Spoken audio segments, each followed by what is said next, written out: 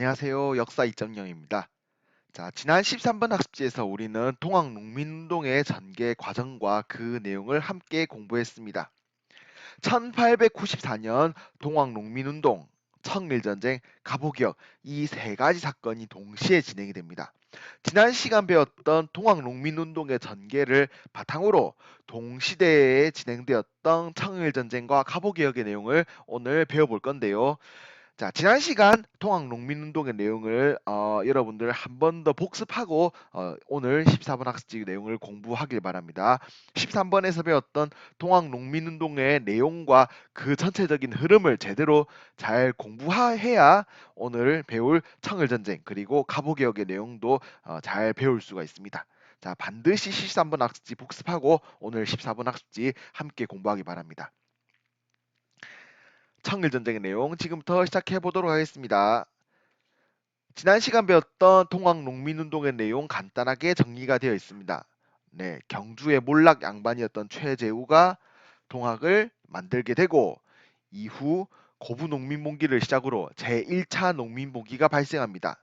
제1차 농민봉기의 과정에서 동학농민군이 황토현, 황룡천 전투에서 승리하고 전주성까지 점령하면서 조선 정부는 청나라에 동학농민군을 물리칠 지원군을 요청하게 됩니다.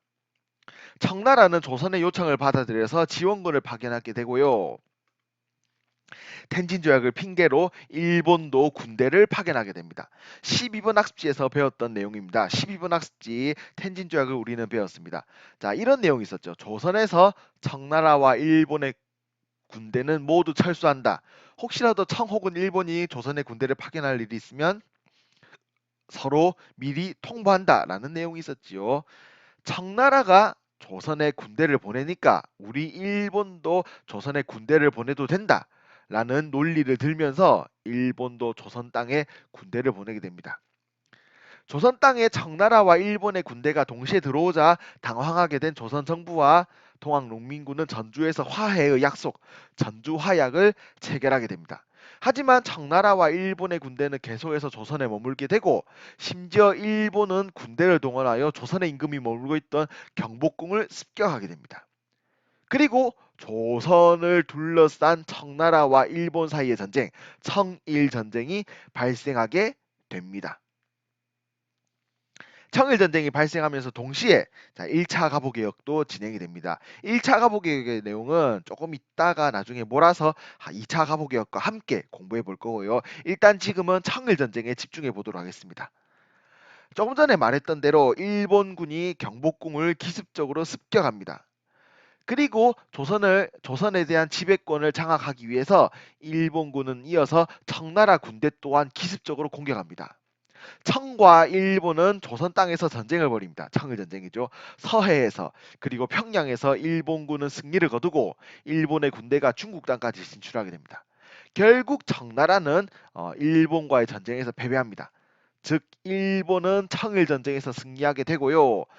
일본과 청나라 사이에는 시모노세키 조약이 체결됩니다. 그리고 이 시모노세키의 조약 의 내용에 이어서 삼국 간섭이라는 사건도 발생하게 되는데요. 시모노세키 조약의 내용과 삼국 간섭의 내용은 조금 있다가 시대 흐름에 맞춰서 한 번 더 배워보겠습니다. 일단은 청일전쟁의 전체적인 흐름, 전개 과정과 그 결과 일본이 승리하고 시모노세키 조약이 체결되고 삼국 간섭이라는 사건이 발생한다까지만 알아두도록 합시다. 청일전쟁이 진행되는 과정에서 동시에 1차 갑오개혁도 진행이 됩니다. 청일전쟁과 1차 갑오개혁이 동시에 진행되고 있는 상황에서 동학농민군은 조선 땅에 들어온 일본군을 몰아내야겠다 라고 생각하면서 다시 한번 무기를 들고 일어납니다. 우리는 이걸 지난 시간에 배웠습니다. 2차 농민봉기라고 배웠습니다. 하지만 2차 농민봉기에서 동학농민군은 공주 우금치 전투에서 조선군과 일본군의 연합에게 패배하면서 동학농민운동은 사그라들게 된다라는 내용을 배웠습니다. 자, 1차 갑오개혁과 2차 동학농민봉기가 일어나는 과정에서도 동시에 청일전쟁은 계속 진행되고 있습니다. 그리고 이 청일전쟁에서 일본이 계속해서 유리해집니다. 전쟁에서 점점점 승기를 잡은 일본은 조선에게 2차 갑오개혁을 강요하게 되는 것입니다. 자, 2차 가보개혁의 내용도 조금 이따가 한꺼번에 몰아서 배워보도록 하겠습니다. 2차 가보개혁이 진행되는 가운데 일본은 청일전쟁에서 완전히 승리를 거두게 됩니다. 청일전쟁에서 일본이 이겼다라는 말은 조선을 둘러싼 청일 간의 경쟁에서 일본이 승리했다. 즉 청나라는 더 이상 조선을 둘러싼 경쟁에 참여할 수 없다라는 뜻이 되는 것입니다. 일본은 청일전쟁에서 승리하면서 청나라에게 시모노세키 조약을 체결하도록 강요합니다. 자, 그렇다면 지금부터 시모노세키 조약의 내용이 무엇인지 한번 살펴보도록 하겠습니다. 시모노세키 조약, 청과 일본 사이에 맺어진 조약입니다. 크게 두 가지 내용으로 구성이 되는데요. 첫 번째, 청나라가 조선을 자주국으로 인정한다. 다시 말해서 우리 청나라는 더 이상 조선에 손대지 않겠다. 라는 뜻을 담고 있는 내용입니다. 두 번째 내용, 청나라는 일본의 랴오둥반도, 대만 등의 영토를 떼어주게 됩니다. 자, 일본은 청나라와의 전쟁에서 승리하면서 여러 영토를 차지하는데요. 특히 랴오둥 반도를 차지하게 되면서 청나라의 주요 영토를 얻게 되는 것입니다. 학습지를 보면 시모노세키 조약의 내용이 나와 있습니다. 제1조 청국은 조선국이 완전 무결한 독립자주국임을 확인한다. 선생님이 얘기했던 시모노세키 조약의 1번 내용과 같습니다. 청나라가 조선을 자주국으로 인정한다. 더 이상 청은 조선에 간섭할 수 없다라는 내용입니다. 제2조-1항에 보면 자, 봉천성 남부의 땅을 일본국에게 할량한다라는 부분이 있습니다. 랴오둥 반도를 말하는 것입니다. 청일 전쟁에서 승리하고 배상금 그리고 영토까지 얻게 된 일본은 그 힘이 매우 강해집니다. 하지만 일본의 힘이 지나치게 강해질 것을 걱정하는 러시아는 프랑스와 독일을 끌어들여서 일본이 청나라에게서 얻었던 영토인 랴오둥 반도를 다시 청나라에게 돌려주어라고 일본에게 압력을 가하게 됩니다. 러시아, 프랑스, 독일 세 나라의 압력을 이기지 못한 일본은 결국 랴오둥 반도를 청나라에게 되돌려주게 되는데요. 이 사건을 역사에서는 삼국 간섭이라고 부릅니다. 러시아, 프랑스, 독일의 압력으로 일본이 랴오둥 반도를 청나라에게 되돌려주게 되는 것이죠. 이 삼국 간섭을 본 조선의 고종과 명성황후는 친러 정책을 실시합니다. 삼국 간섭을 주도했던 나라는 러시아입니다. 조선을 둘러싼 청과 일본의 경쟁에서 청은 탈락하고 일본의 세력이 막강해지고 있는 상태에서 고종과 명성황후는 이렇게 생각한 것입니다. 러시아와 친해짐으로써 러시아의 힘을 빌려서 일본을 견제하겠다라는 생각을 하게 된 것이죠. 그리고 고종과 명성황후가 실시했던 이 진러 정책으로 인해서 1895년 을미사변이 발생하고 을미사변 이후 제3차 가보개혁, 다른 말로는 을미개혁이 진행이 됩니다. 을미개혁과 을미사변에 대한 내용, 을미사변과 을미개혁에 대한 내용은 우리가 15번 학습지에서 앞으로 계속해서 배워보도록 하겠습니다. 자, 지금까지 14번 학습지에서 우리는 청일전쟁과 1차, 2차 가보개혁의 내용을 함께 살펴보았습니다. 지난 시간에 배웠던 13번 학습지의 동학농민운동, 오늘 14번 학습지에서 배웠던 청일전쟁, 그리고 1차, 2차 가보개혁, 전체적인 사건의 흐름을 한꺼번에 여러분들은 정리해 두어야 합니다. 동학농민운동, 청일운동, 가보개혁 각각 개별적인 사건이지만 동시에 진행된 사건이기도 합니다. 그래서 전체적인 시간의 흐름 속에서 여러 사건들의 원인과 결과 속에서 동학농민운동, 청일전쟁, 가보개혁의 흐름을 함께 정리를 해두어야 할 것입니다. 자, 지금까지 동학농민운동, 청일전쟁, 가보개혁의 전체적인 흐름을 함께 정리해 보았습니다. 자, 그렇다면 조금 전에 넘어갔던 제1차 그리고 2차 가보개혁의 내용을 한번 지금부터는 살펴보도록 하겠습니다. 제1차 가보개혁 내용 지금부터 진행해 볼 텐데요. 제1차 가보개혁은 군국기무처라는 기구에서 진행이 되었습니다. 일본군이 경복궁을 습격한 이후에 일본에 의해서 군국기무처가 설치되고 이후 1차 가보개혁이 진행이 됩니다. 1차 가보개혁 자체는 일본에 의해서 진행이 됩니다. 하지만 1차 가보개혁이 진행되던 당시 청일전쟁이 일어나고 있는 상태여서 일본이 조선에 대해서 상대적으로 신경을 쓸 수 없었죠. 그래서 1차 가보개혁은 상대적으로 일본의 간섭 없이 조선이 자주적으로 진행한 개혁이다라고 알아두면 되겠습니다. 자, 그렇다면 1차 가보개혁의 내용을 정치, 경제, 사회 분야에서 하나씩 살펴보도록 할 텐데요. 우선 정치 분야입니다. 왕실과 정부의 사무를 분리한다. 왕실의 최고 지도자는 왕입니다. 정부의 사무, 나라 정치의 일입니다. 아무리 왕이라고 하더라도 정치에는 더 이상 함부로 간섭할 수 없다라는 뜻입니다. 결국 왕권을 제한했습니다. 그리고 의정부 밑에 실질적인 행정 업무를 담당했던 6조, 이번 학지에서 배웠죠. 6조를 8아문으로 개편하였습니다. 이제 6조가 아닌 8아문에서 정치의 실질적인 행정 업무를 담당하는 것입니다. 그리고 국가 관리를 뽑는 시험이었던 과거제도가 1차 가보개혁에서 폐지가 됩니다. 자, 왕실과 정부 사무 분리, 6조를 8아문으로 개편, 그리고 과거제의 폐지. 1차 가보개혁의 정치적인 내용입니다. 자, 다음은 가보개혁 1차 가보개혁의 경제적 내용을 살펴볼 텐데요. 재정 업무를 탁지아문으로 일원화한다. 재정 업무, 경제적인 일과 관련된 업무를 탁지아문이라는 기구에서만 담당하도록 했다라는 뜻입니다. 그리고 도량형이란 말은 길이, 무게 등의 단위를 말하는 것입니다. 이런 각종 단위들을 이제 하나로 완전히 동일하게 되는 것입니다. 다음 1차 가보개혁의 사회적인 내용을 살펴보겠습니다. 신분제도가 철폐됩니다. 더 이상 조선은 양반, 중인, 상민, 천민으로 구분되는 나라가 아니라 모든 사람들이 평등한 나라입니다. 신분제도가 완전히 철폐됩니다. 그리고 어린 나이에 결혼하는 제도인 조혼이 금지가 되었습니다. 그리고 과부의 재혼이 허용되었습니다. 남편이 죽은 부인을 과부라고 하는데요. 남편이 죽은 과부는 다시 결혼하는 재혼이 금지되어 있었습니다. 대표적인 남녀 차별적인 내용이죠. 과부들도 이제 재혼이 허용되었습니다. 그리고 신체에 대한 고문이 폐지됩니다. 또한 죄인이 발생하면 그 죄인의 가족까지 함께 죄인으로 취급하는 연좌제 또한 1차 가보개혁 때 폐지됩니다. 자, 지금까지 제1차 가보개혁의 내용을 함께 살펴보았습니다. 지금부터는 2차 가보개혁의 내용에 대해서 살펴보겠습니다. 학습지를 보면 2차 가보개혁의 내용 직전의 배경, 청일전쟁에서 일본이 유리해짐이라고 있습니다.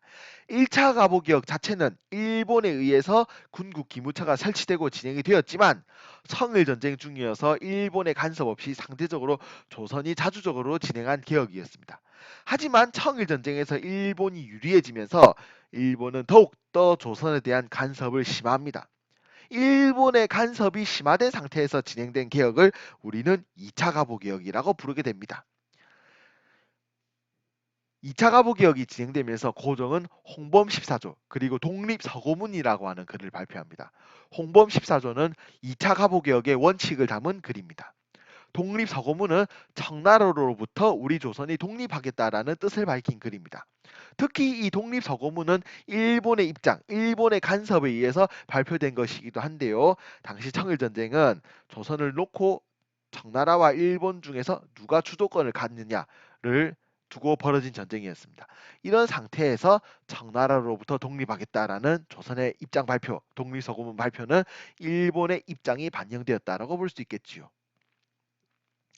자, 그렇다면 지금부터는 2차 가보개혁의 내용을 정치, 사회, 교육 분야에서 하나씩 살펴보겠습니다.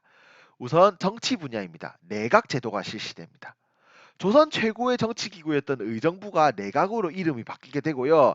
조선의 정치를 이제 내각이 담당하게 됩니다. 왕권이 1차 가보개혁에 이어서 2차 가보개혁에서도 왕권이 훨씬 더 제한되고 있습니다. 그리고 1차 가부개혁 당시 행정 업무를 담당하던 6조가 8아문으로 바뀌었다라는 내용을 우리는 이미 배웠습니다. 자, 8아문이 다시 7부로 이름을 바꾸게 됩니다. 이제 7부에서 행정 업무를 실질적으로 담당하게 되는 것이지요. 2차 가부개혁의 사회적인 내용입니다. 재판소가 설치됩니다. 교육적인 내용입니다.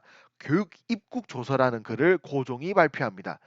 내용은 다음과 같습니다. 우리 조선은 교육을 통해서 강한 나라를 만들겠다라는 내용입니다. 이 교육 입국 조서의 내용에 따라서 2차 가보 개혁 당시 한성사범학교 등 여러 종류의 학교가 만들어지게 되는 것입니다. 이렇게 2차 가보 개혁이 진행되면서 청일전쟁에서 일본이 완전히 승리하고 조금 전에 배웠던 시모노세키 조약 그리고 삼국 간섭이라는 사건이 발생하게 됩니다. 삼국 간섭 이후 고종과 명성황후가 칠러 정책을 실시하면서 을미사변이 발생하고 3차 가보 개혁, 다른 말로는 을미개혁이 진행됩니다.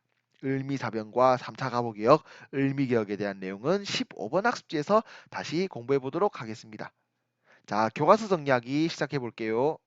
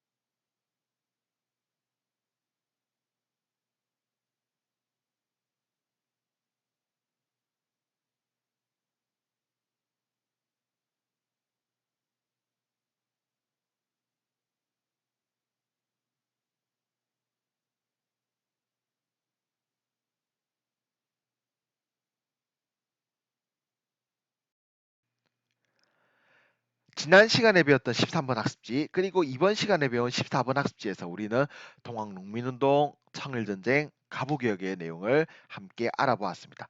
이 세 가지 사건은 1894년에 발생한 동시다발적으로 일어난 사건이면서도 동시에 별개의 흐름을 가진 사건이기도 합니다. 자, 그래서 선생님이 지금 두 시간의 학습지, 두 장의 학습지에 나누어서 각각의 내용들을 함께 살펴보았고요. 여러분은 이제 13번에서 배웠던 동학농민운동, 14번에서 배웠던 청일전쟁, 갑오개혁의 각각의 내용들을 공부하고 전체적인 흐름을 정리해야 합니다. 다음 15번 학습지에서는 2차 갑오개혁 그리고 청일전쟁 이후에 진행되었던 을미사변과 을미개혁, 아관파천, 그리고 대한제국의 성립과 광무개혁에 대해서 함께 공부해 보도록 하겠습니다. 다들 오늘 하루 수고 많이 했습니다.